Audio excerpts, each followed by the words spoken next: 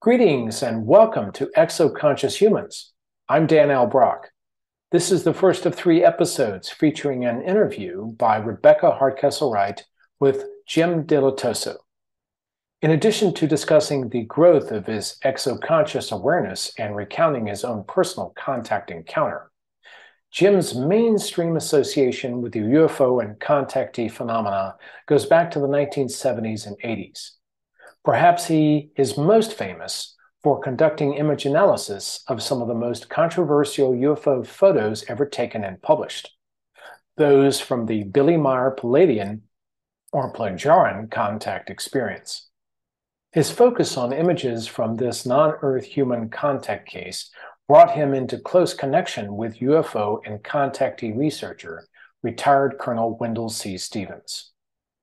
In addition to UFO or UAP image analysis, which includes the Phoenix Lights incident, Jim was a studio musician, a sound production specialist for many famous bands, an expert in high technology, and is currently known for his practical research on the sonication of plants, which he discusses in part 3 of the interview. Jim is a man of expansive history, diverse talents, great technical ability, and has remained a devoted professional supporter of exoconsciousness. Here is part 1 of Jim's interview. Hey, Jim. Hi. Hi, good to see you, Jim. Thank you. Yeah, good friend. Nice to see you. Yeah. So exoconsciousness is the innate ability to connect, communicate, and co-create with extraterrestrials, spiritual beings, and multidimensional beings. Would you share some about your personal, the personal nature of your contact, your, if you would call it exoconscious contact, or the innate ability within you that brought forth this ability of contact? So your inner being that brought forth the ability to have contact, as well as what the contact entailed, the experiences of your contact. Oh my gosh, that's a tall order for me and for everyone. It starts when you're young, doesn't it? You start, little things happen and it makes you alert. I think is a way to put it. It's alert to the fact that something extra is happening to you. I went to Catholic school in Virginia, in Stanton, Virginia, wore a little outfit with a tie every day to school, and frequently was a Latin Mass altar boy, 6:30 Mass, before I turned into a hippie way later. Okay, but when I was young, girl, it was that morning Virginia mist on the ground, and you know, the big stone tower at the church, and walking around to the back of the church, and you get this feeling when you walk back there that somebody's watching, somebody either hopefully looking out for you, looking out for me was what I felt. But I always was wondering if they could read my mind. That's the thing where it's happening, is like, okay, there's something under my bed, and there's something in my closet when you're a little kid, but you wonder, yeah, it seems okay, but do they know what I'm thinking? Like going to confession. That's a big Catholic thing. You go to confession. You really wonder if the priest already knows what you've done. You know, you have to tell them anyway. But as time goes on, you start getting the feeling that you saw someone over there, or you got the feeling that there was people standing over you in your bed. There's something, anything. It's an incident. You have an incident where you go, whoa, what was that? I think I saw Aunt Mary, but she's dead. I saw her. And it just is becoming alert to things. And you're not trying to become alert, you just do, because it happens over and over. And then when it happens again, might call that an omen. Ooh, you know, I just broke up with my girlfriend, and now the music comes on the radio telling you what to do. That's an omen. You hear that message. You get things coming through to you, and you either pay attention to it or you don't. But when you do, it makes things bigger. You think, oh, I'm not all by myself here. All by myself here on Earth with just these billions of humans. There's something out there. It's in the spirit realm. It's way out there. I don't know what it is, but it's out there. And I'm going to pay attention to that. That comes the thing, I think, is to pay attention to it. So it was when I really started paying attention to some of those things. My parents taught at a school for the deaf and blind, and to communicate with the others, the teachers and the other students, you're using other senses. So that was a gift, I think, that I had to be around all of that. Living right down the street from Walter Russell. We lived almost walking distance from a place called Swananoa, which is a real bonus. I had a number of ghost visions, let's call it that, spirit visions, before I had something I believed to be an extraterrestrial visit. But these are the things that made it, I think, so that I was aware that an extraterrestrial visitation or thought form or presence was possible because I was listening. So my first experience, jump ahead to something that was extraterrestrial, was I was in my 20s and I was working in the music business. My parents lived in Arizona, had moved here. So I was in the car with a friend from the music business who happened to live from Phoenix. He'd driven over to see us at a show, stayed after the show, was going to drive back to Phoenix. So we're driving back to Phoenix after the show with band Ambrosia in Santa Monica. And we're driving to Phoenix, my second time coming to Phoenix, and it's near dawn, and we're driving from west to the east, and there's the sun coming up right on the horizon there, and within kind of shining in my eye, and go back to sleep, and Michael Tanner starts shaking me. Jim, wake up, look at that. And so I woke up, sun in my eye first, straight ahead east on the horizon, but then a brighter light, brighter than that, up overhead to the left, brighter than the sun. Looked like the sun, but it was brighter than the sun. And Michael's getting really enthusiastic, excited, fearful, all at the same time. So am I, as I'm waking up to him and seeing this thing that's moving in the windshield up and over right in front of us in an arm's length that was about this long. It was a big thing, like a needle shaped, right over the car. And I'm thinking, oh, it's the end of the world or whatever it is. Everybody in the world is seeing, what is this? And it got really hot and this clicking noise, click, click, click, click, click. And Michael pulled over and I opened the car door to get out or to get some air, and I fell out of the car and onto the ground. And I woke up, and it was the next day. And the pavement was hot, my skin was hot, and it like sunburn, really bad sunburn.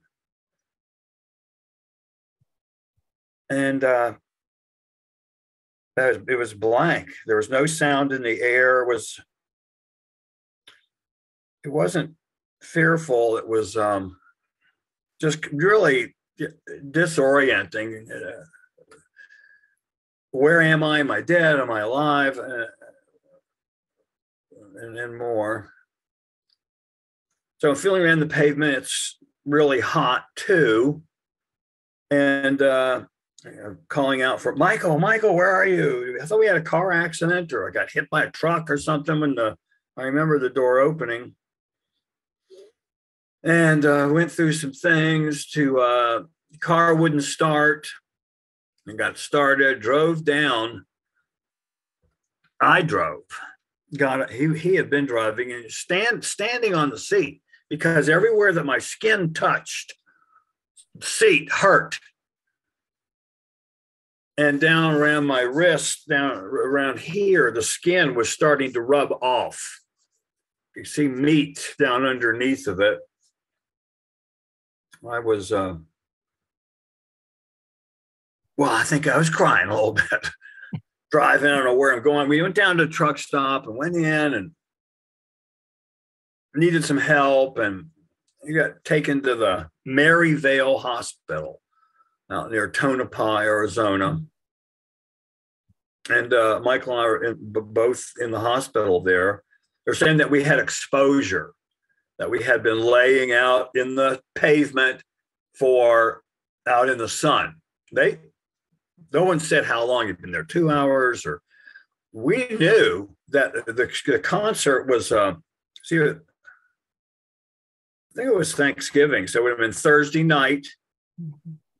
As we're waking up. Yeah, it was Thursday night, it was a concert. We're driving through. So we're laying on the pavement. If it's the next day, if it's morning, it's Friday morning. But no, it was Saturday morning. And so we're being treated in the hospital for exposure to the sun. Hey, what happened to my shirt? Where's my pants? Because I remember coming to the hospital in just my underpants. Oh, I must have taken them off when I got in the car to start driving because it hurt. Never did figure that out. A lot of things I never figured out. But Michael and I I'm going down to his room, walking the next day, Sunday. What happened?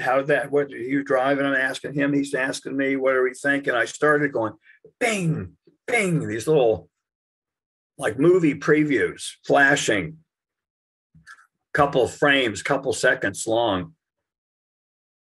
As I started remembering just little things. I go, did you? No, I'm not going to ask him. The hesitancy of just talking to somebody about what happened. It took a while, a day or two, got out of the hospital for exposure, to both start remembering the same thing. Do you remember being somewhere else? And it was up in a big floating space station type thing with sitting on a bench looking out through the glass that was under our feet, under our bench, like the edge of a giant thing with the curved glass. You're sitting there looking down at down at the ground. This guy comes up behind me. I turn around and look up like that, and it's a big head of somebody real big,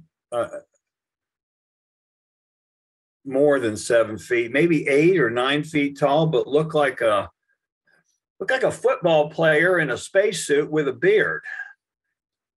The only way I could explain it. Very friendly. I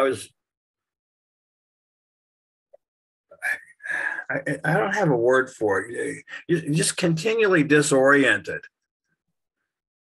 Where was I? Am I dreaming? Am I there? Am I dreaming that I was dreaming? Am I awake that I was dreaming that I was dreaming? Or what was it? And this is different than any of the other things that had ever happened to me. Waking up in a dream with people standing over my bed, holding me down, and I can't breathe.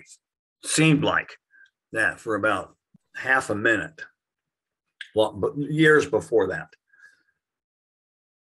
This is not like any of that. And this guy came right into my mind, came right in, and I was fearful that he knew everything about me. And did he know the other things that I did? Trying to protect my thinking. And I'd never had anyone come into my thoughts before. I was thinking that they were, behind the altar when I'm an altar boy, thinking there's angels here. They know what I'm thinking. Michael and I talked about it on and off for as much as we could. And I say on and off because it just feels strange talking about it, even with the guy that you had happen with. Hey, did we get carbon monoxide poisoning and both have the same dream, or what? What was this? There was a lot that I remembered later over the years. We would get in the car, drive out to the area where it happened, park the car in the same place, and just talk. I mean, in the months and years later, it seemed like they knew us. It seemed like the guy that was in my head was saying, "Hey, Jim, it's me, Uncle Bob. Do you remember me?" As I think back now, I felt like saying, this is the perfect time to say, "Hey, get out of my face." Okay. But it wasn't funny at the time, but it wasn't scary. It wasn't evil. I guess it was what it needed to be.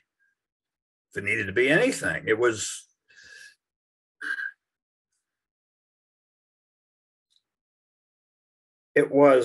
a big thing. Michael's family was Mormon. His great-grandfather, John D. Tanner, was one of the original 12 of the Mormon Church, and what had happened to him became big news inside the Mormon Church, to the degree where Michael and I were invited to go up to a man named President Kimball, leader of the Mormon Church, and went to his house. It's about maybe only a year after it happened.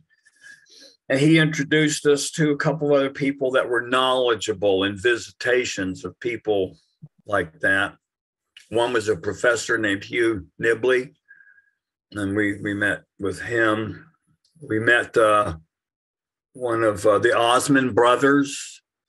Came over because they were funding a research project looking for the burial site of some objects for listening to extraterrestrials, called the Urim and the Thummim, as it's called. It's got all involved in all that. Meanwhile, I'm getting involved trying to find out what happened to us with APRO. And we was working on a movie project that winter. We met a guy that was working on the Shroud Turin project. That got us involved in that then introduced us to people who were researching UFOs at the same place. Great, we want to meet them. Could you, excuse me, Jim, could you explain to our audience what APRO is? Just Aerial Phenomena Research Organization, APRO, Tucson, Arizona, founded in the 50s. Worldwide organization. Jim and Coral Lorenzen were executive astronomers at Kitt Peak. That's why they lived in Tucson. And they had a worldwide network of researchers, most of them professional investigators or PhDs. Physics, chemistry, and psychology, and it made up the body of the investigators. And they really did investigations. They had their annual conference. Their chief investigator was Wendell Stevens, retired Air Force, living in Tucson. And he became very helpful to me, and just saying, okay, that's what happened. Don't let it bog you down. Don't get all involved with it. Just live your life, and more will be revealed. Okay, hopefully. But it was a lot of new things for me, because I was in the equipment rental business. That was my occupation. And we had some scientific stuff too, in addition to rock and roll band, sound and lights, trucks, we had imaging equipment and microscopes and things we rented. So I was really in the equipment rental business, not the rock and roll business. Rock and roll was one of my big clients, many, many bands, but I didn't view myself as a concert producer. I viewed myself as an equipment technician with a crew and lots of really good gear. So many technical things that I was involved with. We were like the only alternative culture, so to say, people really in that business nationally that would drive a portable microscope to Los Alamos and rent it to them, or go fix a Cray computer. Installation technology, special applications. So all this was our customer base. So there were people that was just logical that we would go with Wendell or others that he brought to us to test UFO pictures or UFO metal samples or things that they had that they were investigating. And, you know, we felt like the Blues Brothers. We were on a mission from God to go check out the angels. You know, that became a whole big, long running thing of like, oh, you know, angels and aliens, they're the same people. Oh, okay. Well, it took a while to figure out exactly that maybe they are both, that they do coexist, and what's their personality and what are they like and what's their goals and what's their rules. It's like getting to know someone really well. How long does that take? You can't do that in the first meeting. Or if someone kidnaps you, you know, how well do you get to know your kidnapper? And you got to take it lightly because it can kind of disorient you.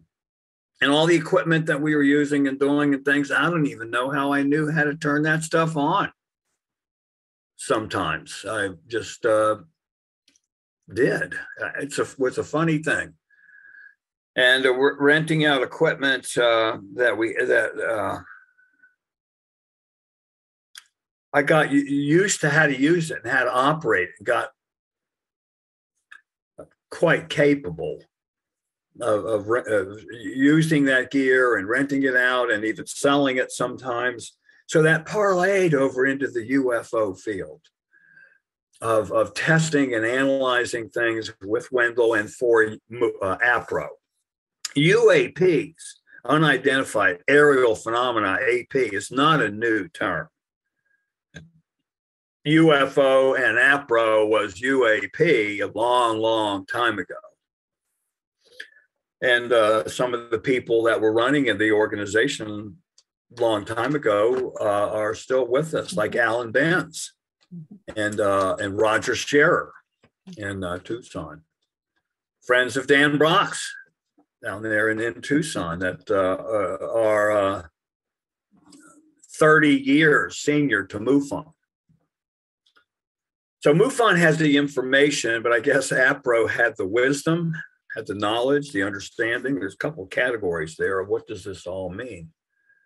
So I don't know if I answered your question or if I asked and answered my own question, but I'm going to stop there and see if you got anything else you want me to answer. Could we dig a little deeper into your contact, just because people will be watching this who have had contact, maybe a similar type of contact, maybe contact on a craft that they're having to deal with. So can we dig a little bit into how you emotionally integrated this this experience, how you learned to discern because of it, but mostly the emotional integration. How did you handle that emotionally?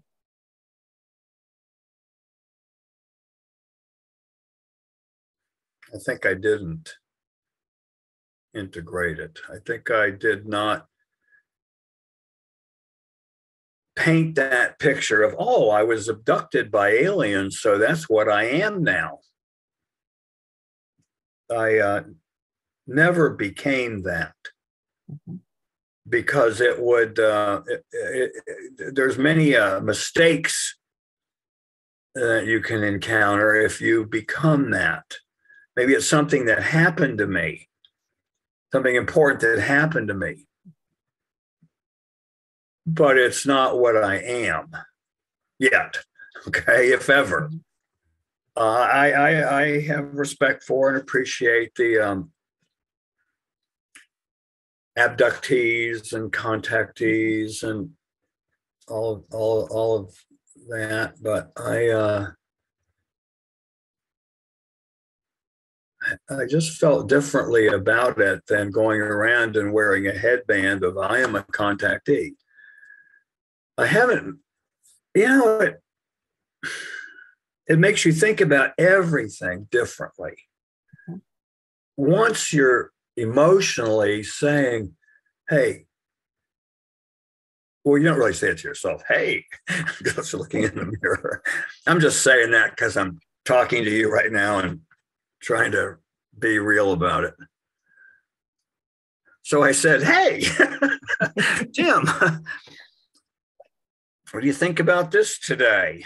What do you think about this contactee or abductee or wabductee or schmabductee that I met at UFO conferences in the 70s and 80s that I started going to with Lorenzen and Wendell?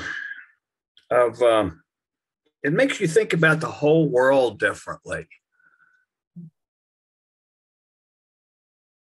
I think it's like people that are taking clinically prepared psychedelic mushrooms, and they have a consciousness expanding experience, and they go, oh, I see the whole world different now. I don't need to be an angry person or whatever people that are attention deficit disorder or other things that are problems that or addiction that get solved by this extreme consciousness experience.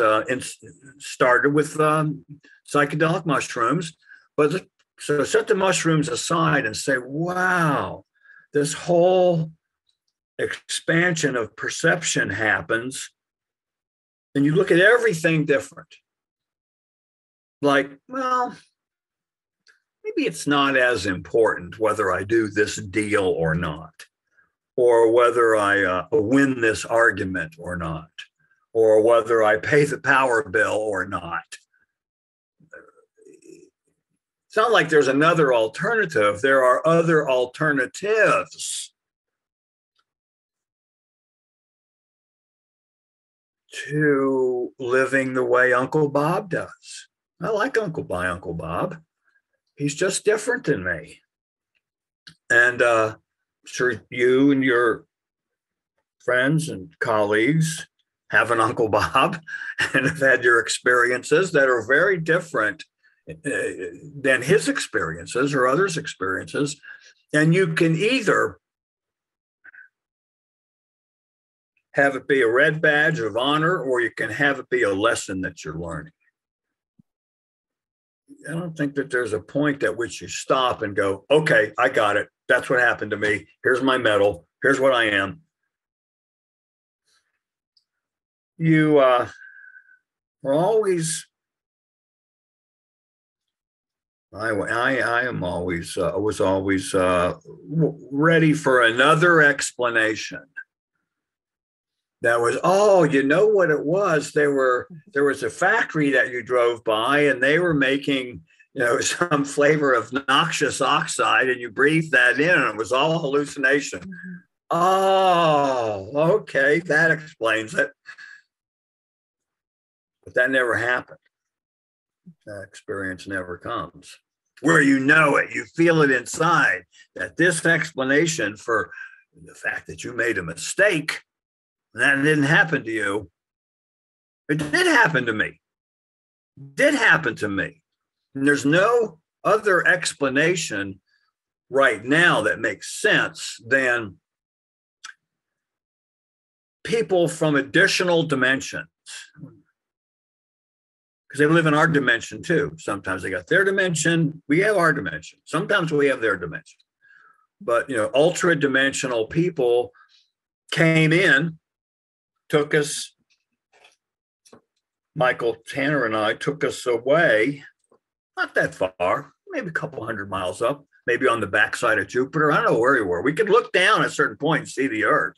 Looked like the Earth to me, only from television shows and maps. I'd never been up in space before, looking down at the Earth.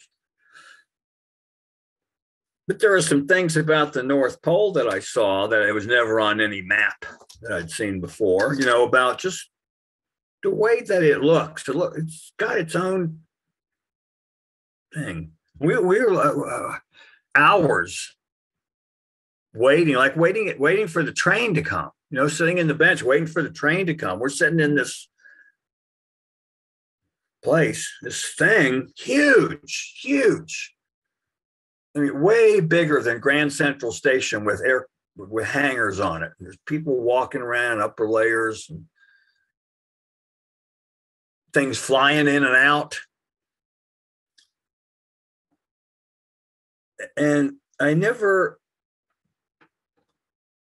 got fully comfortable with it. I never fully explained it. I'm always looking out to add more to my story, not to find the explanation and diminish it or take it away. But you never really say that. You can't say, hey, I'm looking for other contactees to share our skills with. Bonuses. It seems to me that I was given some extra. Because, I went to school, good schools, went to, a couple really good colleges and read when I was supposed to, but not enough to know how to explain some of the things that I frequently have learned how to explain over the years, that I understand and can participate in some big talk about biochemistry and biophysics and merging those two together. And even not long after, like even in the 70s, tracking down people I wanted to meet, like Marcel Vogel. Wendell and I actually brought him into the UFO field, that he should think about this too. Excuse me, would you want to tell people who Marcel is and then go on with Edgar? Yeah, Marcel had two jobs. One was he was a leading physics chemist at IBM and invented a number of things that they became big on. He invented, was part of the team, led the team, color television, phosphors, and magnetic emulsion, like magnetic disc, floppy disks, audio tape, videotape, with Richard Miller, who was a channel in the 50s, channeling Monka and Moria, and also a magnetic emulsion engineer. And Marcel Vogel, I saw a written paper about his research work into special materials. Actually, it was a transcript of a lecture that he gave. And he was saying that sometimes when he was working on these new special materials, the thought would just come to him. Someone in the audience asked him, this is in a transcript, what do you mean the thought just comes to you? And he stopped. He explained a really excellent way, about 2 to 3 minutes worth of telepathy and thought forms and inspiration and epiphanies and how they're all interrelated. I thought that was fantastic. I wanted to meet that guy and thought that if I went with Wendell, that we could interest him in analyzing the metals from the Billy Meyer case. And this was in about 1978. And he did. Got all involved, very, very involved with it, breakthrough work in that period. And he also started the whole metaphysics for chemists, metaphysics for scientists movement one might say. He was like the Rudolf Steiner. He was the Walter Russell of the science era. And he started the Mandala Society, as it was called. And later, Edgar Mitchell brought even more bigger, okay, to the Mandala Society, and Edgar Mitchell and Marcel Vogel started that organization. I'm 73, so sometimes I forget things. Rebecca, what was the organization that you IONS? with Edgar? I work with Quantrek. Yeah, but it was, do you mean IONS? I meant the organization. I forgot the name of the Noetic Sciences Foundation. Noetic Science. Mm-hmm. Yeah. That Edgar Mitchell and Marcel were all involved in starting that. That's Marcel Vogel. And he was very helpful to me then in the 80s in how to look at these experiences and to purposefully try to relive them. Not try to remember them, but try to relive them because of something that you might have forgotten. And this is the coolest thing that he said. He said, some telepathy you might have missed receiving back then, you can receive it again now. Oh. Yeah, like something you didn't hear in a crowded room, some telepathy you missed back then. What? You know, I'm trying to get all the gear for Bon Jovi and Aerosmith packed into the truck and get on the road on time. Not trying to discover if I missed any telepathy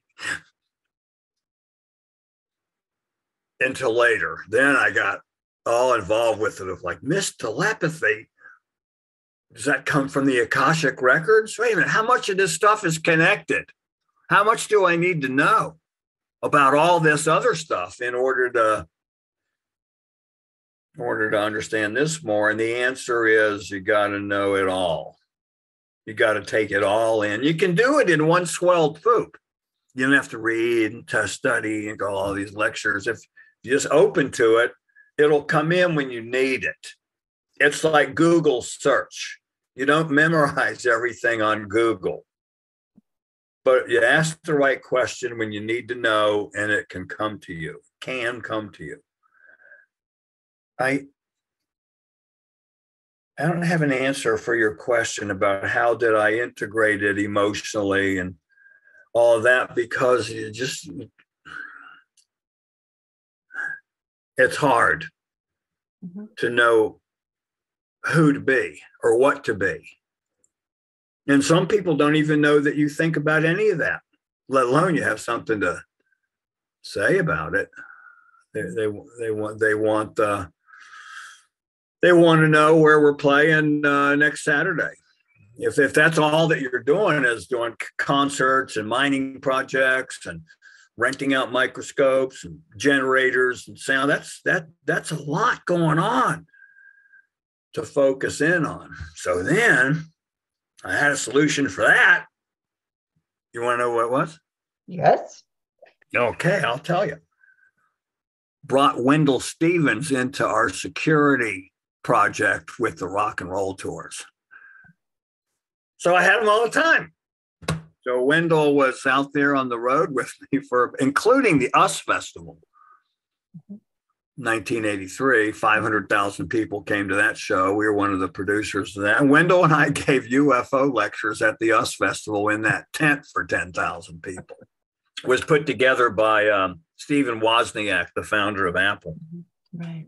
But Wendell went on the road as our head of security and would, manage the local police and security in every city when we get there. And then we would meet other UFO investigators and contactees at a designated place, and our security would escort them to the green room. We had our own secret room. We had our own little city in every Coliseum where it was all our world and our security. And he would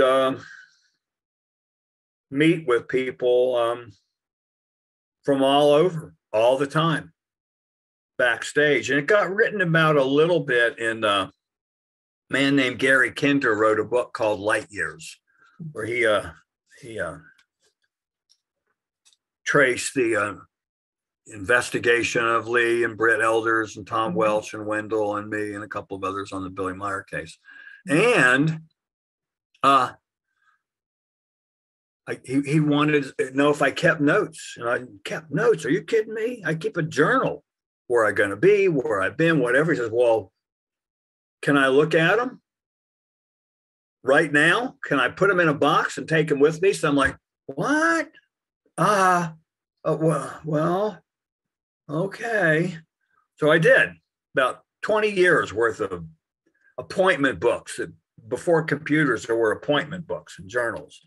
And he wrote about Wendell and doing security with me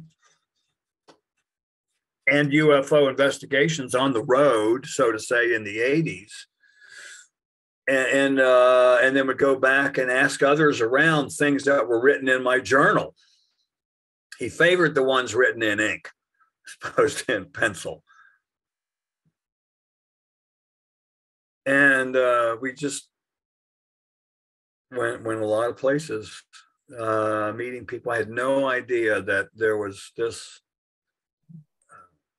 depth of humanity that was out there that had contact with extraterrestrials.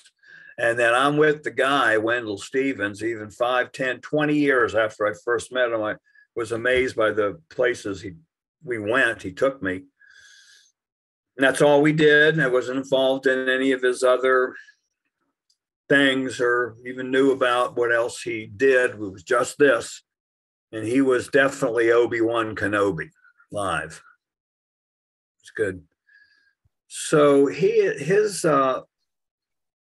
our talks in the car and on the road and all the things that we did, there's a good Zen koans on the fly for just here's the way you deal with that. And here's the way we're going to deal with these. Jim, can you come with me? I'm going to talk to this guy. And he's a contactee, and he supposedly was working in a hospital when him and 2 of the patients were abducted. And I would watch the body language, and I became very skilled at NLP and body language and voice stress analysis. And I would do that part. And we had little signals between us about whether we thought the person was, the only ones that really mattered were the people that were blatantly making it up and charging admission to get in. As he and then me, we'd publicly expose them, but you go right to them and say, hey, you're making this up. You should be ashamed of yourself because the things that you're saying, et cetera, et cetera.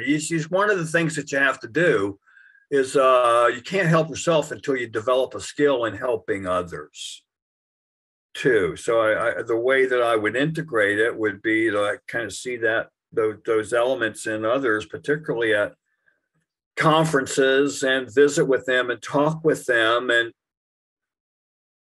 not ever directly reprimand people. If they're really evil, you just stop talking to them. Don't ever talk to them again. Don't defend yourself against them. Don't attack them. Nothing. Zero. Nada.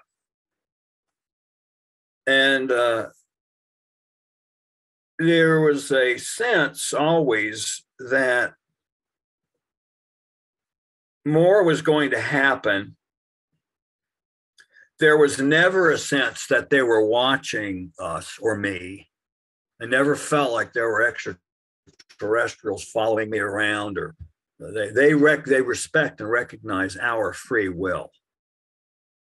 Big thing, free will, became kind of a cornerstone of my understanding of the extraterrestrial reality as the years went on. Is, hey, why don't they land on the White House lawn? There's plenty of other places to land. So I felt it was a mechanism for my personal growth to have had that experience, not training me to be a messenger for humanity, because my thing wasn't big enough. Nor did it need to be big enough. You don't have to have it be a big thing. You just got to calibrate yourself in it. Because if any of this is true, you know what I mean, any of this, we're part of it. If there's telepathy, if there's Akashic records, if there's extraterrestrials, if there's life after death, if there's telekinesis, if there's any of that, we're in on it. We have to behave like we're in on it. We have to behave like adults in the room.